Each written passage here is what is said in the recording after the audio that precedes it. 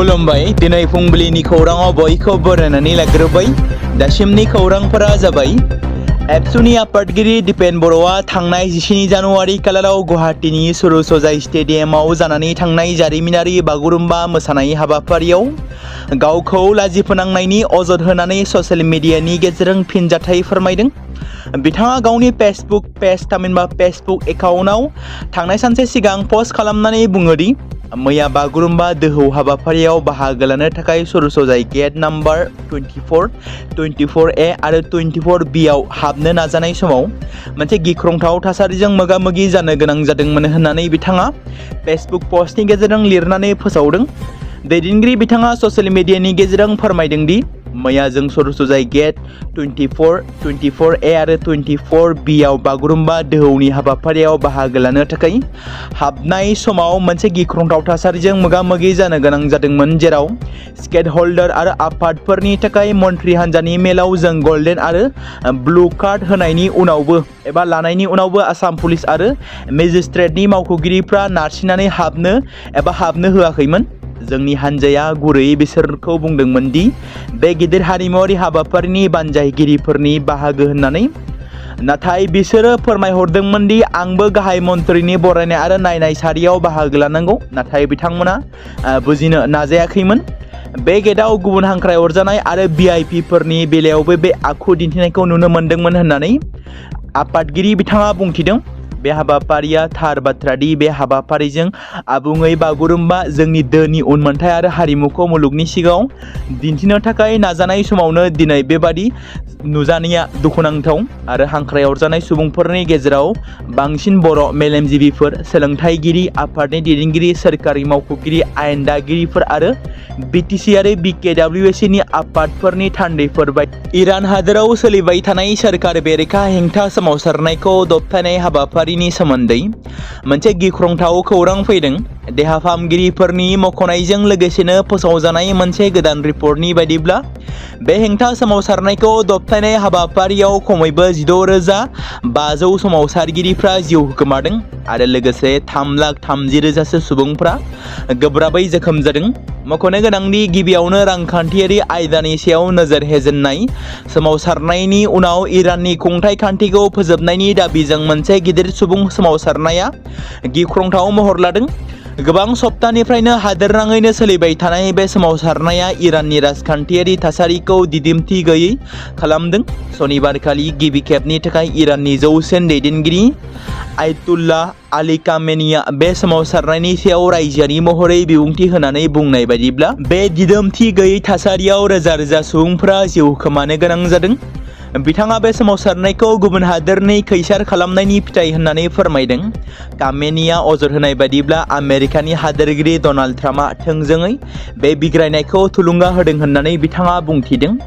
बे बिग्रायनायाव आमेरिकानि हादोरगिरिया गावनो बिबुंथि होदोंमोन दि बिग्रायारि गोहोफोरखौ सिगांथिं दावगालांनो थाखाय थुलुंगा होदों आरो बुंदोंमोन दि जों नोंथांमोनखौ हेफाजाब होयो आरो जों नोंथांमोनखौ मिलिटारि बिथिङावबो हेफाजाब होगोन होननानै हादोरगिरि बिथाङा बुंदोंमोन होननानै खामेनीआ अजद दिखांदों। भारतारि क्रिकेट कन्ट्रल बर्डआ फैगौ अस्ट्रेलिया दावबायनायनि थाखाय भारतनि आइजो हान्जानि मुंखौ फोसावदों। स्पिनार श्रेयंका पाटिल बिथाङा दुखु मोननायनि जाहोनावनो गोबाव सम ब्रेक लानायनि उनाव T20 हान्जायाव फिन बिथांजोआ फैफिनदों। 15 फेब्रुवारि खालारनिफ्राय जागायगोननि दावबायनायाव भारतनि हान्जाया मोनथाम T20, मोनथाम सानसेयारि इन्टारनेशनेल आरो मोनसे टेस्ट मेच गेलेगोन। हरमनप्रीत कौरआ ODI आरो T20 मोन्नैबो फर्मेटआव बाहागो एबा भारतनि जानानै दैदेनगोन, जेराव स्मृति मान्धानाया लेङाइ केप्टेन महरै खामानि मावगोन। टेस्ट हान्जानि मुंखौ उनाव फोसावनाय जागोन होननानै रिपर्टआव फोरमायदों। भारत आरो अस्ट्रेलियानि आइजोफोरनि हान्जाफोरनि गेजेराव सिरिजआ 15 फेब्रुवारि खालारनिफ्राय 9 मार्च 2025 सिम जागोन। दावबायनाया T20 सिरिजजों जागायगोन। गिबि मेचआ 15 फेब्रुवारियाव सिडनी क्रिकेट ग्राउन्डआव जागोन। बेनि उनाव नैथि T20 इन्टारनेशनेल गेलेनाया 19 फेब्रुवारि खालाराव केनबेरानि मनुका ओवलआव आरो थामथि मेचआ 21 फेब्रुवारि खालाराव एडिलेड ओवलआव जागोन होनना मिथि मोनदों। गसाइगावनि गलादाङियाव गोदानै food processing plant with cold storage गायसननो थाखाय अन्थाइ खाम्बा गायसनदों बिटिसिनि चिफ हाग्रामा महिलारिया। बिटिसिआव बिपिएफ दोलोआ सोरखार दानायनि उननिफ्रायनो गुबुन गुबुन खामानि मावनो थाखाय अन्थाइ खाम्बा गायसननायाव मुखुब जादों बिटिसिनि चिफ हाग्रामा महिलारिया। बेबायदिनो मैयाबो गसाइगाव महकुमानि सिङाव थानाय गलादाङि गामियाव गासै 41 कौटि रांनि गोबांसिन रांजों गोदानै food processing plant with cold storage गायसननो थाखाय अन्थाइ खाम्बा गायसननानै होफैयो बिटिसिनि चिफ हाग्रामा महिलारि बिथाङा। बे हाबाफारियाव बिथांजों लोगोसेनो बिटिसिनि मावफुं सोद्रोमा मृत्युंजय नार्जारी, एमसिएलए उइलियाम नार्जारी बिथांमोनजों लोगोसेनो गोबां दैदेनगिरिफ्रा बाहागो लाफैयो। प्रमद बर'नि सोरखारनि समाव बेबायदि गोबां खामानि सेंसन खालामनाय दङ जायफोरखौ मावफुंनो दायो बिटिसि सोरखारा अन्थाइ खाम्बा गायसनगासिनो दङ होननानै हाग्रामा महिलारि बिथाङा बेबायदि फोरमायो। खौसेथि गुरु आफाद आरो बाथौ शिव धोरोम आफाद खुंगा 69थि बोसोरसालिया जुथुमा आरो मागो पुर्णिमा फोरबो खुंफुंनो थाखाय साखाफारा जादों। मिरु बाथौ शिव धोरोम आफादनि खुंगा 69थि बोसोरसालिया जुथुमा खुंफुंनो थाखाय बाक्सानि बेतबारि सलसलियाव मैया लाइ खुन्थिया गायसनदों।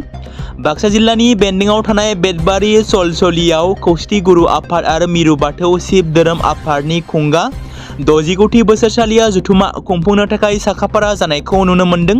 72 बोसोरनि मागो पुर्णिमा फोरबो फालिनायजों लोब्बा लाखिनानै आफादनि बोसोरारि जुथुमाखौ फैगौ बांला 1432 14 आरो 18 अक्ट' इंराजि 2022 मायथाइनि 31 जानुवारि आरो 1 फेब्रुवारि खालारसिम साननैनि हाबाफारि लानानै मागो पुर्णिमा फोरबो फालिनो थाखाय साखाफारा। मिरु बाथौ शिव धोरोम आफादनि खुंगा 69थि बोसोरसालिया जुथुमा खुंफुंनो लानाय हाबाफारियाव आसामनि अनगायैबो सोनाब बेंगल, नेपाल आरो गुबुन गुबुन रायजो आफाद आरो हादोरफोरनिफ्रायबो थान्दै नोजोरबारि गुरु पुर'हित भक्त आरो धोरोम सानसुमैफोराबो बाहागो लाफैगोन। बाथौ धोरोमखौ बुहुमनि बयजोंबो गनायजाथाव खालामनायनि सायाव सावरायफैगोननि थाखाय बिथांमोना मेहेरगोनां खालामफैगोन। बेनिखायनो बे हाबाफारियाव गासैबो धोरोमनि सुबुंखौ जाति धोरोम जेबो फाराग लायालासै बयखौबो लैहोर लैहोर फैनानै बाहागो लाफैनानै हाबाफारिखौ जाफुंसार होफैनो थाखाय खावलायहरदों। बोसोरसालिया जुथुमा खुंफुंनायनि लाइ खुन्थिया गायसननाय हाबाफारियाव बाथौ शिव धोरोम आफादनि मिरु आफादनि आफादगिरि नेहाथारि गुरु पुर'हित आरो गोबां भक्तफोरा बाहागो लानानै लाइ खुन्थिया गायसननाय हाबाफारिखौ मेहेरगोनां खालामो। लाइ खुन्थिया गायसननाय हाबाफारिजों लोब्बा लाखिनानै बानजाय आफादनि आफादगिरि सनेस्वर बसुमतारी बिथाङा खौरां बिजोंनि गेजेरजों खुंफुंनो लानाय हाबाफारिनि सोमोन्दै गोबांथार बाथ्राखौ बुंनानै बयनोबो मिथिहोयो। 10,000 मोसाखावरिफ्रा गाहाय मन्त्रि नरेन्द्र मदिनि सिगाङाव बागुरुम्बा मोसानानै मोनसे दोहौ लाबोनायखौ नुनो मोन्दोंमोन। बेनि गेजेरावनो समाजारि बिजोङाव माखासे बेरेखा दोलोनि सुबुंफ्रा प्रमद बर'खौ लानानै माखासे ट्रल खालामनायखौ नुनो मोन्दों।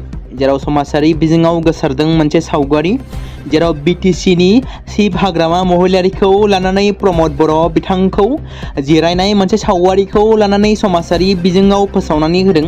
जेराव बिटिआरनि बारग' चिफ प्रमद बर'आ गाहायनि सारियाव नायगिरिफोरनि गेजेराव जिरायनानै नायदोंमोन। बेखौनो माखासे बेरेखा दोलोनि सुबुंफोरा ससियेल मिडियानि गेजेरजों माखासे बानसावनायखौ एबा बाथ्रा फोरमायथिनायखौ नुनो मोन्दोंमोन। गोबां समफोरावनो हाग्रानि मैदेर आरो मानसिनि गेजेराव दाङाबाजि जानानै माब्लाबा समाव मैदेरा हाग्रानिफ्राय फैनानै एबा ओंखारबोनानै सुबुंफोरनि आबाद फोथार खहा खालामलांनाय, बारि बागान खहा खालामनाय, न' बां खहा खालामनाय जाथायफोरा जाबोबाय थादों।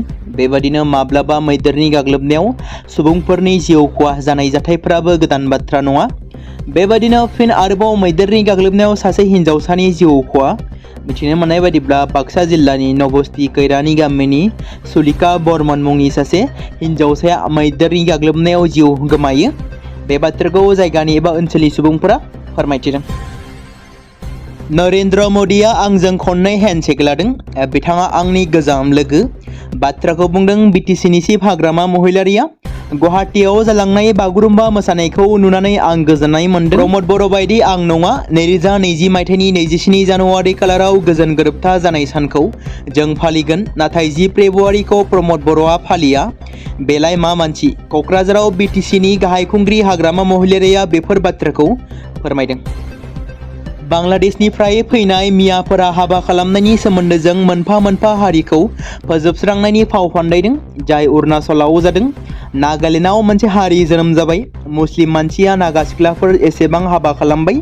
दा बेयाव सुमिता मुंनि मोनसे गोदान हारि जोनोम जाबाय, जायनि जाहोनाव दा नागालेण्डआव गोबां जेंना सोमजिदों। खैला जावनो थांनाय मियाफोरा आसाम सिमानि नागा सिख्लाफोरखौ हाबा खालामनानै बेवहाय गामि मुंनि गोबां सोमजिहोदों। बेफोर फिसा बाथ्रा नङा, बेबायदिनो साग्लोबनानै बिसोर जोंखौ मोनसे फोजोबस्रांनो नाजागोन। बे बाथ्राखौ बुंदों बारग' आलफानि दैदेनगिरि जितेन दत्त बिथाङा। मोनसे गोजोनथाव खौरां, बारग' एनडिबि रंजालु मोसाहारि एबा एम रैखाथिया तेजपुर जोबथेसालिनिफ्राय उदां जाफिननो हादों।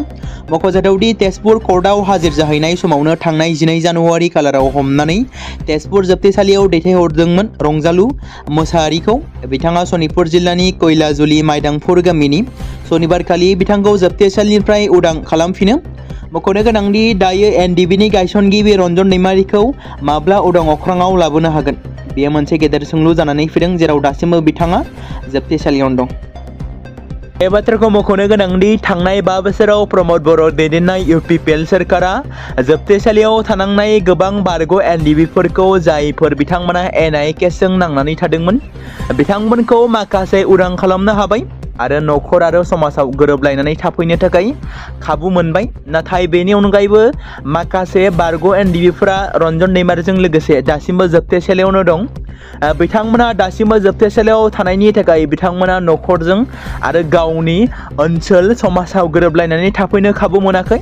बेनिखायनो जाहाथे बिथांमोनखौ उदां खालामनायाव बिटिसि सोरखारा एबा हाग्रामा महिलारिनि गोदान खुंथाय सोरखारा फिन आरोबाव हानायमानि हाबा मावगोन आरो माखासे बारग' एनडिबिफोरखौ उदां अख्राङाव लाबोनायनि थाखाय मोजां हाबा मावगोन। जेराव थांनाय 17 जानुवारि खालाराव गुवाहाटीनि सरसजाय स्टेडियामाव जालांनाय बागुरुम्बा दोहौनि समाव बिटिसिनि चिफ हाग्रामा महिलारिया हादोरनि गाहाय मन्त्रि नरेन्द्र मदिखौ दाबि खालामदोंमोन, जेराव बिथाङा 2003 मायथाइनि बिटिसि एकर्ड आरो 2020 मायथाइनि बिटिआर एकर्डखौ लानानै माखासे इमप्लिमेन्टेशनआ बाखि दंबावो होननानै बिथाङा बुंदोंमोन आरो थाबैनो मावफुंनांगौ होननानै हाग्रामा महिलारिया गाहाय मन्त्रिनि सिगाङाव बुंदोंमोन। बेनि गेजेरावनो रन्जन दैमारिखौ जोबथेसालिनिफ्राय उदां लाबोनायनि बेयावनो हाबनानै दं, जेराव थाबैनो जाहाथे एकर्डआ इमप्लिमेन्टेशन जायो बेखौनो आसा खालामनाय थाबाय। मख'नो गोनांदि 2020 मायथाइनि बिटिआर गोजोन गोरोबथानि आद्रा थानाय खामानिफ्रा मावफुंजायाखै आरो रन्जन दैमारिजों लोगोसे 6 एनडिबिनि सोद्रोमा दासिमबो उदां अख्राङाव फैनो हायाखै। बेफोर आद्रा थाबावनाय खामानिफोरखौ हाग्रामा महिलारि बिथाङा सोरखाराव फैनानै एबा सोरखाराव थानानै खामानि मावगोन बेखौनो आसा खालामनाय थाबाय। सिलचराव पुलिसआ आयेन बेरेखा जौनि हेंथायै सिग्रोमनानै गोबां बिबांनि जौ जब्द खालामनो हादों। बे जौखौ मेघालयनिफ्राय मिज'रामसिम लानानै फैनाय समावनो सिलचराव जब्द खालामनाय जादों। मोनसे खौरां मोननायनि सायाव बिथा खालामनानै पुलिसआ गंसे ट्राकखौ सिग्रोमो आरो गुबुन गुबुन ब्रेन्डनि गासै 195 कार्टन जौखौ जब्द खालामनो हायो। मख'नो गोनांदि जब्द खालामनाय जौआव 120 कार्टन रयेल स्टेग आरो 30 carton blender Sprite, 25 carton signature आरो मोन 16 कार्टन मेकडल ब्रेन्डनि जौखौ बोखांनो हादों। जौखौ मेघालयनिफ्राय सिलचरनि गेजेरजों मिज'रामसिम दैथायनो थांखि लादोंमोन। पुलिसआ आयेन बेरेखा जौ रोगानायनि दायाव ट्राक सालायगिरि आरो हेफाजाबगिरिफोरखौ खानो हादों।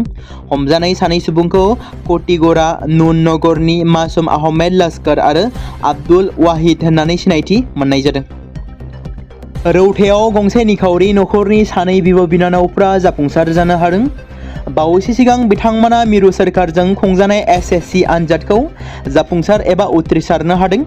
सीमा रैखाथि हान्जायाव बिथांमोना साख्रिखौ मोननो हादों। अदालगुरि जिल्लानि धोनस्री 6 नंनि रौतायाव थानाय गंसे एखे नखरनि सानै बिब' बिनानावा थामहिनबा अदालगुरि जिल्लानि रौतानि 6 नं धोनस्रीनि नखरसेनिनो सानै बिब' बिनानाव फारियै करिश्मा चौहान आरो पूजा चौहानआ एसएससि आनजादाव उथ्रिसार जानानै बिएसएफआव साख्रि मोननो हानाय खौरांखौ मोननानै ओनसोलनि सुबुंफोरा गोजोननाय फोरमायनायजों लोगोसेनो मान बावनायखौ नुनो मोनदों। बिथांमोननि गेजेराव बैसोगोरा बिफाया गंसे फिसा गेलामालनि गला सालायोमोन आरो बिमाया बे जायगायावनो फिसा फिसौ खामानि मावो, जेराव बिथांमोना नखरनि खरसाफोरखौ जेरैखिजाया सामलायोमोन। देरसिन बिब' करिश्मा चौहानआ सिगां गंसे प्राइभेट सोलोंथाइ फसंथानाव फोरोंगिरि महरै खामानि मावबोदोंमोन, नाथाय थांनाय बोसोरनिफ्रायनो गुबुन गुबुन न'आवनो टिउसन होनानै रां खामायगासिनोबो दंमोन बिथांजोआ। टिउसननिफ्राय आरजिनाय रांजोंनो करिश्माया बिजाब आरो फरायनायनि मुवा बेसाद बायदोंमोन आरो बिनानाव फुजाजों लोगोसेनो आनजादनि थाखाय थियारि खालामदोंमोन SSCनि थाखाय। सानै बिब' बिनानावनि जाफुंसारनायनि उनाव दा जायगानि गामियारिफोरा एबा सुबुंफोरा बिथांमोननि जाफुंसारनायनि थाखाय बाख्नायदों। थिसनजानायनि उनाव बिब' करिश्मा आरो फुजाया मिरु सोरखारजों लोगोसे आसामनि गिबि मन्त्रि डक्टर हिमन्त बिश्व शर्मानिसिम साबायखर बावहरदों।